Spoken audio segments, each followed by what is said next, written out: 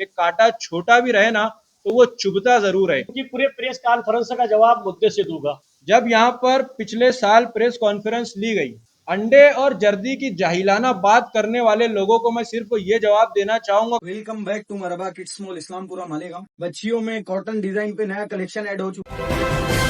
मानव समाचार, मानवता के हक में दो अहवाल पेश किए गए थे वक्फ बोर्ड में, लेकिन वक्फ बोर्ड ने पूरी तहकीकात न करते हुए हाजी अब्दुल रहमान की चेंज रिपोर्ट को मंजूर करते हुए उन्हें सदर डिक्लेयर कर दिया था।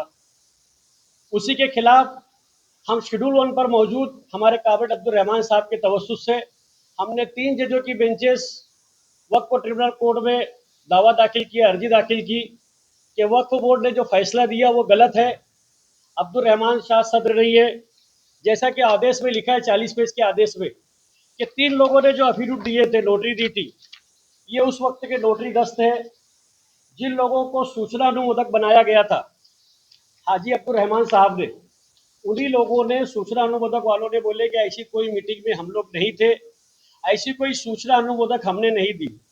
ये बताने का मतलब ये है कि कोर्ट ने अपने 40 पेज के जजमेंट में इन नामों का जिक्र किया है कि ये अफिडेविट जो दिए गए नोटरी दस्त, इसको कोर्ट ने एक्सेप्ट किया, जबकि यही नोटरी दस्त किसी वजह से इन्हीं लोगों से तैयार करके हाजी अब्दुल रहमान पहलवान ने भी दाखिल किए थे कि हमने जो अफिडेविट नहीं दिया। लेकिन कोर्ट ने ये पुराना 2014 का जो नोटरी था इसको एक्सेप्ट करते हुए ये माना कि हाजी अब्दुल रहमान ने ऐसी कोई मीटिंग नहीं ली है, एक ही घर में बैठ करके अफिडेविट के मुताबिक मीटिंग लेकर के खुद को सदर डिक्लेयर किए।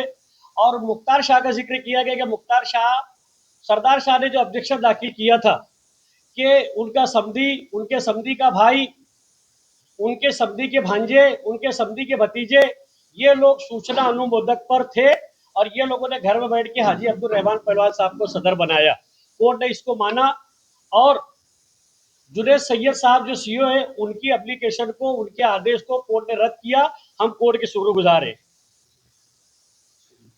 शेड्यूल 1 पर कोर्ट ने ये, जब उनके वकील ने बहस किया तो हमारे वकील साहब बताए कि किस तरह शेड्यूल 1 के हाजी काबरेट साहब को एक्सेप्ट करते हुए कि शेड्यूल 1 का आदमी आज हयात है और वही आदमी बॉडी चुन सकता है। दूसरी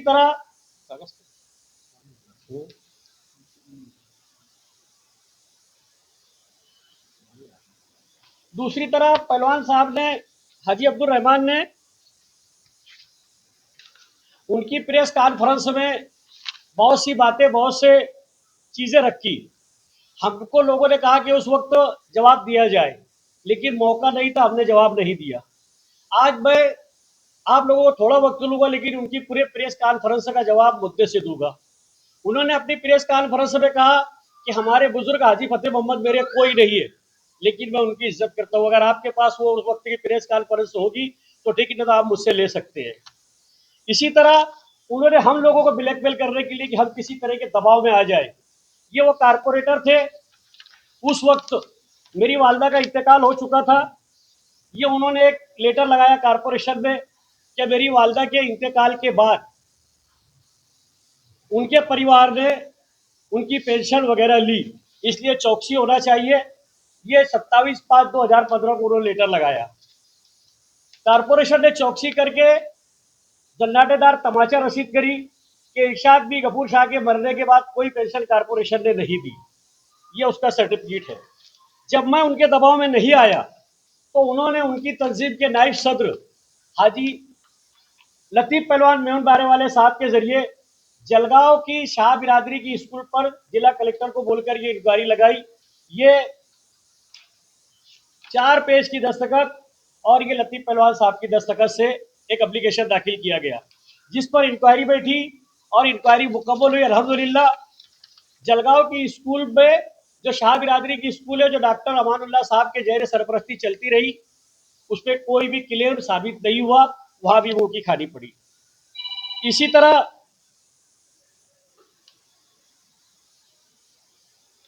उन्होंने अपनी कॉन्फ्रेंस में कहा कि कुछ लीडर मौजूद है और कुछ लीडर इस दुनिया से चले गए। उन्होंने बिरादरी में दरार डाली, बिरादरी में ना इत्तेफाकी डाली, बिरादरी को 2 ग्रुपों में बांटा। लेकिन जब अब्दुल रहमान साहब को मालेगांव का मुकामी सदर हाजी सुजात अली साहब को हटा करके नौजवानों की ख्वाहिश पर, शहर की ख्वाहिश पर अब्दुल रहमान मासूम अली को जब सदर बनाया गया था गांव का, तो गांव जिस तरह जलगांव की मुकामी बॉडी जलगांव का स्कूल देखती है, इसी तरह यहाँ की मुकामी बॉडी यहाँ के जमात खाना जो शाह जमात की मिल्कियत है उसको देखती है। इसलिए उनके पास हिसाब किताब था, हिसाब किताब क्लियर था। ये उन्होंने वक्फ बोर्ड में माना, लेकिन हमने बताया कि मुकामी सदर की जिम्मेदारी है, मुकामी सदर रहा करते। उन्होंने दूसरा कहा कि मैंने बिरादरी को बच्चे की तरह एक करा। ये उनका बोलना सरासर झूठ है, क्योंकि हमारे बुजुर्ग हाजी सुजात अली, हाजी फतेह मोहम्मद, डॉक्टर अमानुल्लाह शाह, हत्ता कि उस वक्त जो लोग फाउंडर मेंबर थे, रहमान काबिनेट वगैरह सब, ये लोगों ने 1973 से बिरादरी को एक छोटे पौधे से लगाकर सायेदार दरख्त बनाया। उन्होंने कहा कि मुझे एमएलसी या एमएलए बन जाता, मैं शरद पवार मुझे एमएलसी बना लेता। मैं उनसे कहूंगा कि मरहूम शेख रशीद साहब का शुक्रिया अदा करे कि उन्होंने पीछे के दरवाजे तुम्हें कारपोरेटर बना दिया और आपके नाम के आगे साबिक कारपोरेटर लग गया। एमएलसी और एमएलए के बात बहुत दूर है। अब्दुल रहमान भाई, आप किसी वार्ड से चुनकर नहीं आ सकते बगैर किसी लीडर के सपोर्ट के। दूसरी बात, उन्होंने कहा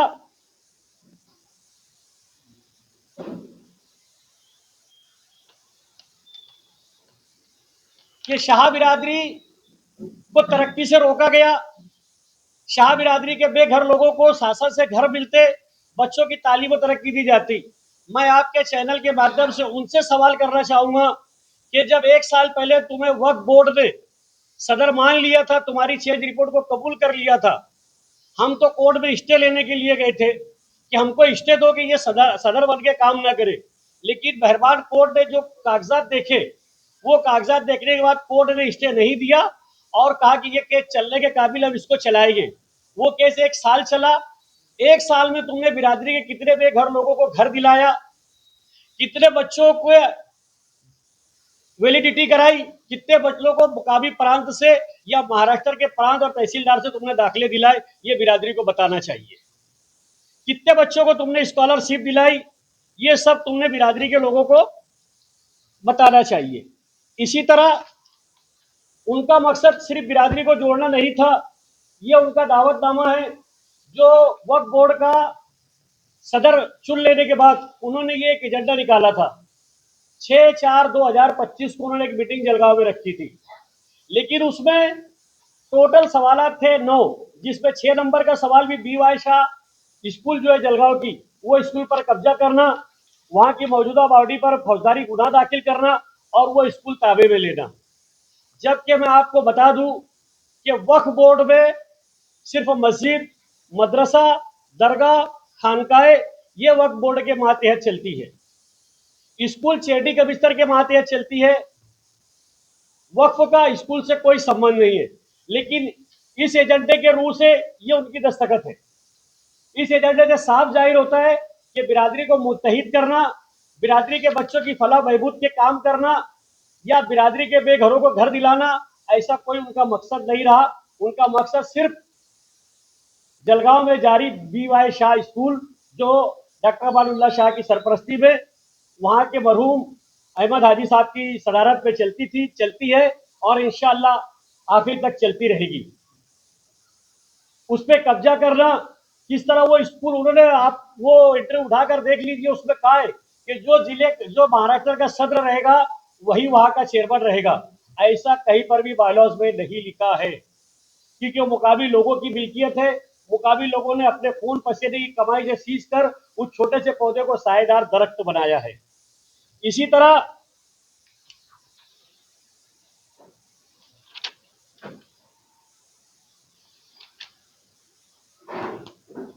एक बात उन्होंने कबूल कर ली उसी प्रेस कॉन्फ्रेंस में कि 1973 से 94 तक डॉक्टर अमानुल्लाह शाह सदर थे, 94 से लेकर के 2004 तक हाजी फतेह मोहम्मद साहब थे और 2004 से 14 तक डॉक्टर शौकत थे। लेकिन डॉक्टर शौकत ने 21 की बजाय 23 की चेंज रिपोर्ट दाखिल करी, जो कि हमारे बायलॉज में नहीं था। हमारे बायलॉज में 21 ही था। इसलिए हमारी चेंज रिपोर्ट जो मंजूर होना थी, उनकी चेंज रिपोर्ट मंजूर नहीं हुई डॉक्टर शौकत साहब की, और डॉक्टर अमानुल्लाह शाही सदर रहे 1973 से लेकर आज तक, जिसको हमने कोर्ट में साबित किया कि शेड्यूल वन पे डॉक्टर साहब थे और आज शेड्यूल वन पे काबिनेट रहमान शाह साहब है। मैं आपके चैनल के माध्यम से एक बार और बताऊंगा कि अगर वाकई अब्दुल रहमान मासूम अली साहब बिरादरी की तय हमदर्द है, बिरादरी के बच्चों के मुस्तकबिल को लेकर फिक्रमंद है, बिरादरी के बेघर लोगों को लेकर फिक्रमंद है, बिरादरी की गुर्बत को लेकर फिक्रमंद है, तो मैं आपके चैनल के माध्यम से उनसे गुजारिश करूंगा कि अब जो कोर्ट ने ऑर्डर किया है, आपके जुनैद सैयद साहब के 27 जून के आदेश को रद्द किया, इसका मतलब आप सदर नहीं रहे, तो अब आप खामोश रहिए। अब देखिए कि बिरादरी का किस तरह का फायदा हम लोग करते हैं, क्योंकि एक साल आपको बिरादरी ने मौका दिया, वक्फ बोर्ड ने मौका दिया, ट्रिब्यूनल कोर्ट ने स्टे नहीं दिया, उसने भी मौका दिया कि एक साल आप बिरादरी की फलाह बहबूद के काम कर सको, लेकिन आपने बिरादरी की फलाह बहबूद के काम नहीं किए। सिर्फ जलगांव के स्कूल किस तरह कब्जे में आए, वहां के जिम्मेदारों पर किस तरह केस हो और किस तरह हम लोग हरेसमेंट हो, यही अर्जियां तुम करते रहे, जिसका सबूत मैंने इलेक्ट्रॉनिक मीडिया के सामने रख दिया। तो मैं उनसे फिर गुजारिश करूंगा कि अब कोई फिर ऑब्जेक्शन वाली बात या फिर कोई चेंज रिपोर्ट पर चेंज रिपोर्ट दाखिल मत करो। देखो हम लोग भी क्या करते हैं, अगर तुम्हें वाकई बिरादरी की हमदर्दी है, बच्चों के मुस्तकबिल की फिक्र है, तो आओ काम करो मिलकर। हम जो बिरादरी के लोग काम कर रहे हैं वो देखो कि वाकई बिरादरी की फलाह बहबूद के काम होते कि नहीं होते। ये साबिक सदर बल्दिया और अंजू संघर्ष समिति के सदर अंजुमन मुस्लिम शाह बिरादरी का इनको सदर बनाया गया।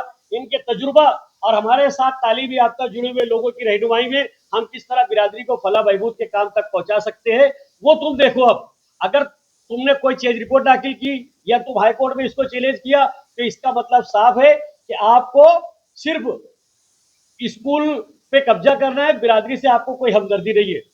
मैं धुलिया के एमएलए डॉक्टर फारूक शाह साहब का भी शुक्रिया अदा करूंगा कि उन्होंने गुज़श्ता महीने जो वहां का मुकामी सदर चुना, तो महाराष्ट्र के ओहदे पर रहने वाले जो दो ग्रुप के खिलाफत थे, उनमें से किसी भी सदर को दावत नहीं दी, क्योंकि उनको समझता था कि कल ये केस कहीं ना कहीं ऐसे रुख पर जाएगा कि जहां पर किसी को एक को शिकस्त और एक को हार होगी।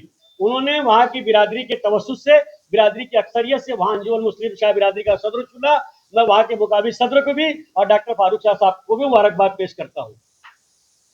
इसी तरह आपके चैनल के माध्यम से महाराष्ट्र के तमाम ही शाह बिरादरी के लोगों से, अंजुमन मुस्लिम शाह बिरादरी के जिम्मेदारान से और आज शाह बिरादरी के पर्दों से गुजारिश करूंगा कि आओ हमारे साथ चलो, आओ हाथों में हाथ दो, हमारा साथ दो और देखो कि हम किस तरह बिरादरी की तरक्की फलाह बहबूद के काम करते हैं।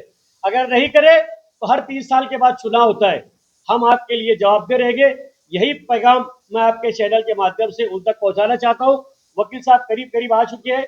27 जून 2024 को औरंगाबाद वक्फ बोर्ड से अंजुमन मुस्लिम शाह बिरादरी की बॉडी को लेके एक अहम फैसला हुआ, जिसके अंदर आज से पहले के सदर हाजी अब्दुल रहमान मासूम अली शाह साहब को अंजुमन मुस्लिम शाह बिरादरी महाराष्ट्र की बॉडी का सदर मुंतखब किया गया, उस लेटर के मुताबिक, उस ऑर्डर के मुताबिक। जब ये फैसला मंजर आम पे आया तो इसी मीडिया सेंटर के अंदर एक प्रेस कॉन्फ्रेंस ली गई और बड़े एजाज व इकराम के साथ में यहाँ पे इस्तकबालिया प्रोग्राम रखा गया और यहाँ पर उस ऑर्डर की कॉपी को शो किया गया, वक्फ बोर्ड के उस ऑर्डर को बताया गया और उसके जरिए ये ऐलान किया गया कि महाराष्ट्र की शाह बिरादरी का जो सदर है, उसका जो झगड़ा है, जो उसका मामला है, वो खत्म हो चुका और अब जो है तो अब्दुल रहमान मासूम अली शाह साहब महाराष्ट्र के सदर मुंतखब हो गए उस ऑर्डर के मुताबिक। जब वो फैसला और उसकी कॉपी हमारे तक पहुंची, हमारी टीम के पास पहुंची, जो कि अंजुमन मुस्लिम शाह बिरादरी महाराष्ट्र की बॉडी को लेके दावेदार थी, तो तमाम बास परस करने के बाद हम ये नतीजे पे पहुंचे कि हमें वो फैसला मंजूर नहीं था, क्योंकि वो गैर कानूनी, गैर आईनी फैसला था। हमारे पास अपने पेपर्स मौजूद थे, शेड्यूल 1 के लोग मौजूद थे, हमारे पास में जो हमारे सरपरस्तों ने काम करके गया है उसके सारे एविडेंस मौजूद थे। उसके बाद भी ऐसा फैसला वक्फ बोर्ड की तरफ से आ जाना हमारे लिए बहुत शॉकिंग था। फिर भी हमने उसके ऊपर आगे कानूनी राय लेते हुए अब इसके आगे क्या मराहिल तय करना है और क्या इसके ऊपर किया जा सकता है, हमने एक नई जंग का आगाज किया। हमने वक्फ ट्रिब्यूनल कोर्ट का दरवाज़ा खटखटाया और वहाँ पर हाजी अब्दुल रहमान कॉमरेड साहब मनमाड़ वाले, इनकी ज़ेर सरपरस्ती में उस ऑर्डर को कोर्ट के अंदर चैलेंज किया और कोर्ट के अंदर ये दरख्वास्त दायर की कि ये जो फैसला वक्फ बोर्ड ने किया है ये हमारे हिसाब से एक गैर आइनी फैसला है और इसके लिए हम चाहते हैं कि कोर्ट इस केस को समझे, सुने और इसके ऊपर एक कानूनी और आइनी फैसला करे। और उस वक्त हमारा मकसद उस फैसले के ऊपर स्टे लेने का था, उस फैसले पर टेम्पररी रोक लगाकर आगे के कानूनी मराहिल को तय करना था। जब केस कोर्ट में रजिस्टर हुआ, सबमिट हुआ और जब उसकी सुनवाई शुरू हुई और आईनी रास्ते जब खुलने लगे तो कोर्ट को इस तरीके का उन पेपरों में इस तरीके की कालाबाजारी नजर आई जिसकी बुनियाद पर वक्फ बोर्ड ने हाजी अब्दुल रहमान मासूम अली शाह साहब को सदर मुंतखब किया था कि कोर्ट ने स्टे ना देते हुए उस जजमेंट के उस ऑर्डर के ऊपर ही कार्रवाई करने का फैसला किया। 1 साल की मुद्दत तक ये केस चलता रहा और अल्लाह का बड़ा बेफजल एहसान व करम हुआ कि हमने जो हाजी अब्दुल रहमान कॉमरेड साहब की सरपरस्ती के अंदर वक्फ ट्रिब्यूनल कोर्ट के अंदर जो केस दायर किया था, जो दरखास्त दायर की गई थी, उसकी ये कॉपी है जिसमें पहला ही पॉइंट लिखा हुआ है कि द एप्लीकेशन इज अलाउड, कि हमारी एप्लीकेशन को मंजूर कर लिया गया और उसी के साथ साथ हवाला दिया गया कोर्ट का जजमेंट मैं आपको बता रहा हूं जिसका उर्दू में तर्जुमा कुछ इस तरीके का है। 27 जून 2024 को जो फैसला किया गया था मंदरजा झेल फाइल नंबर के तहत जिसमें 42,701/2014, 42,799 2014, 42,316 2018, 42,427 2019। अब ये फाइल नंबर किस चीज की है तो मैं आपको बताता चलूं।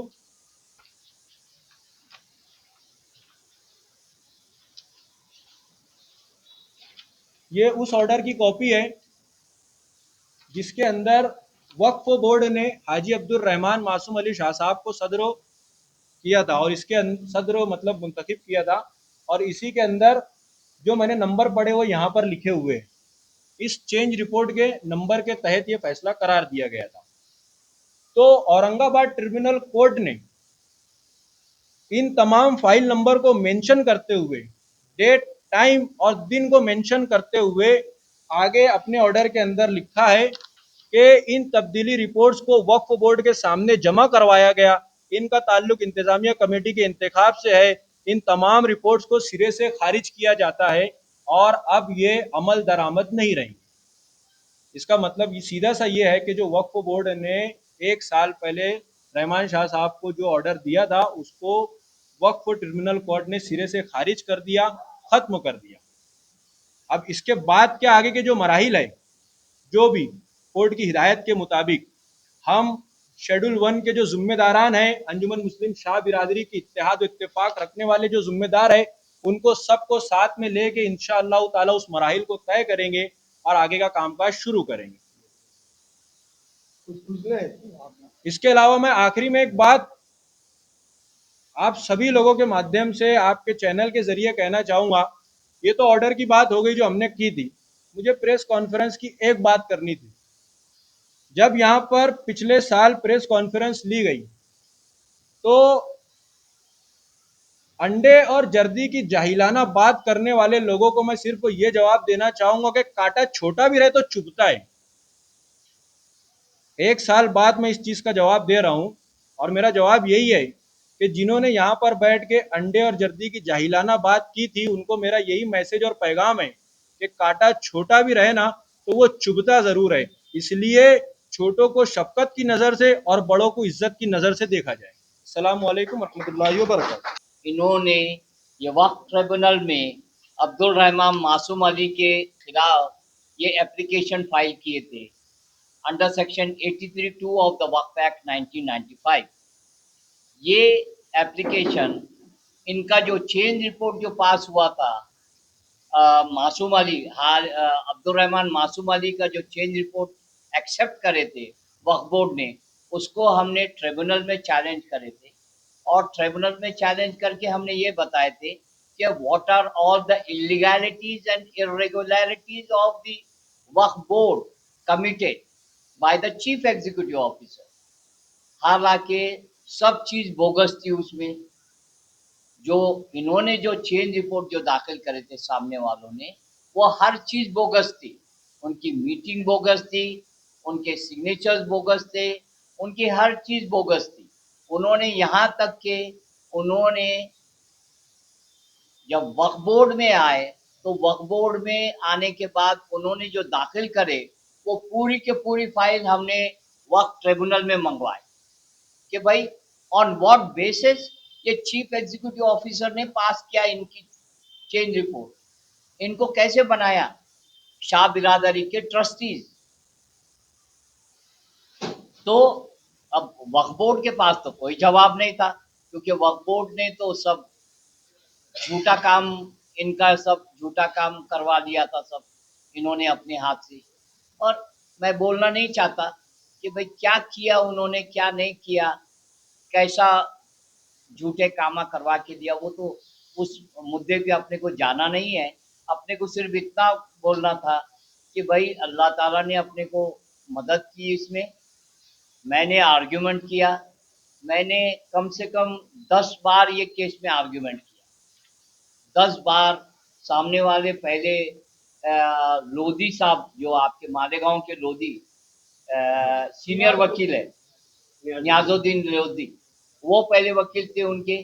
बाद में उनके बाद में एक औरंगाबाद के सीनियर काउंसिल लगाए निसार अहमद खान साहब, उन्होंने भी आर्ग्यूमेंट करे।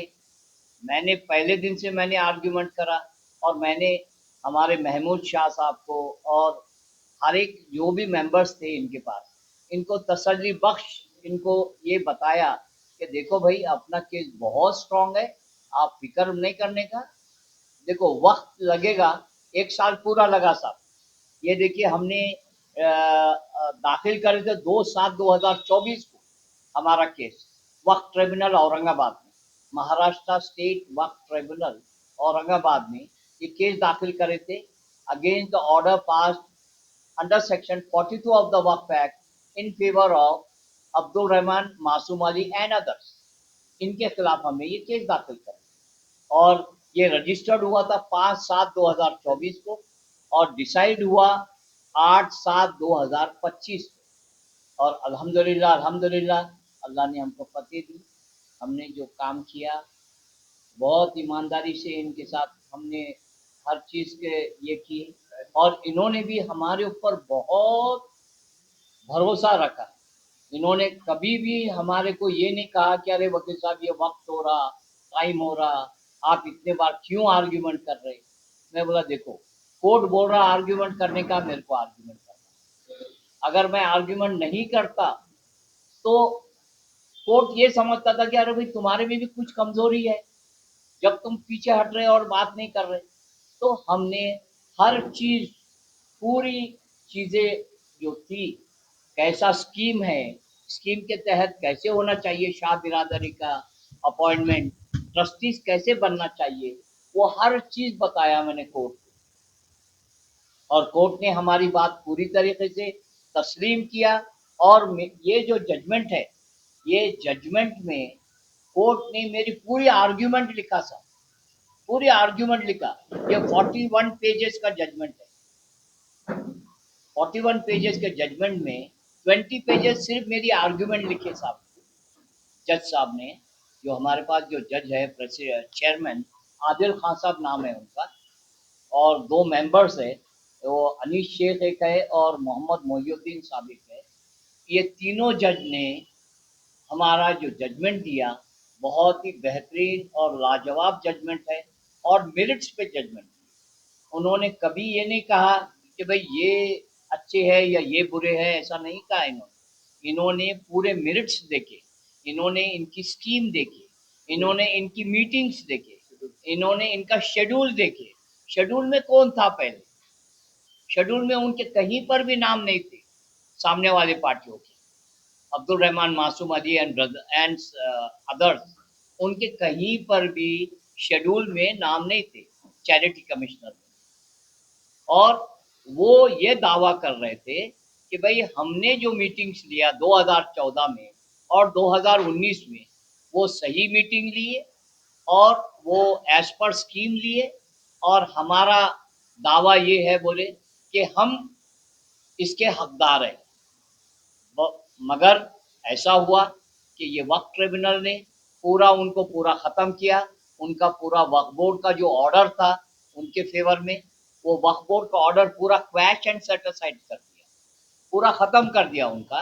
और ये बोला कि वक्फ बोर्ड ने अब इनके सब देखना चाहिए पूरा, इनके पूरे 95 से जितने भी चेंज रिपोर्ट्स है आज तक, वो चेंज रिपोर्ट के हिसाब से और इनके स्कीम के हिसाब से इनके जो मीटिंग्स हुए हैं वो मीटिंग सही हुए या गलत हुए, और अगर नहीं हुए हैं तो वक्फ बोर्ड ने इनके साथ मीटिंग्स ये करके पूरा शाह बिरादरी के पूरे जितने भी स्कीम्स है वो स्कीम के तहत इनकी मीटिंग होना, इनकी नुमाइंदगी होना, फिर इनकी अपॉइंटमेंट्स होना, सिलेक्शन होना इनके ट्रस्टी को, और उसके बाद इनकी चेंज रिपोर्ट फिर से अलाउ होना या जो भी होना वो वक्फ बोर्ड के हाथ में रखा हुआ है।